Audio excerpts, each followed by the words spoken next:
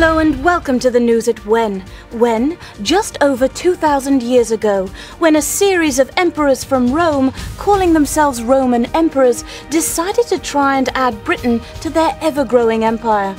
Here with more details on this intriguing invasion is Bob Hale with the Roman Britain Report. Bob. Thank you, Sam! Well, it's around 100 years BC, and that right there, unless I'm very much mistaken, is my Britain-shaped birthmark. And, oh, no, that's actually Britain, which is full of Celts. There's one now, that's his brother, there's a mate, that's a... Oh, actually, there's loads of them.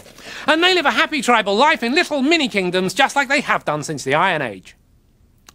But not for long! Yes, it's 55 BC, and who should rock up but Julius Caesar, who, believing that the Celts are helping an anti-Roman rebellion over in France, decide to teach Britain a lesson. Specifically, a lesson in how to badly organise an invasion. Yes, Caesar's plan to invade Britain completely fails, so he comes up with a bold new plan, which someone unoriginally is to try and invade Britain again. Yes, he came, he saw, he took a few prisoners, he got bored, he went home. And that's the end of that.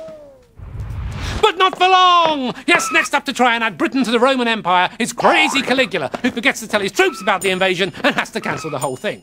So he declares war on the sea instead and takes a load of seashells as prisoners, which is weirder than my cousin Keith, and he wears trousers made of bacon. Then finally, in 43 AD, Emperor Claudius gets the job done and Britain is invaded by an expansionist foreign power. Hooray! Or boo, depending on how you like to look at it.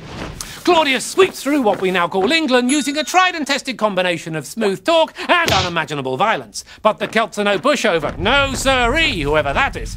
A certain Miss Boudicca decides to fight back, leading 100,000 Celts to face a mere 10,000 Romans at the Battle of Watling Street, which is pretty good odds by my maths. Which may explain why I failed maths, because despite being outnumbered 10 to 1, the Romans completely clobber the Celts. Then they whack the Welsh, knock out the North, and push right up into Scotland, right? Wrong! You see, Scotland, or Caledonia as it was known then, is home to the Picts, fierce tribal warriors who make the Romans look like what my Scottish Uncle Kenny would call a big Jessie. Though that may also be a reference to my Aunt Jessie, who is 3 metres tall.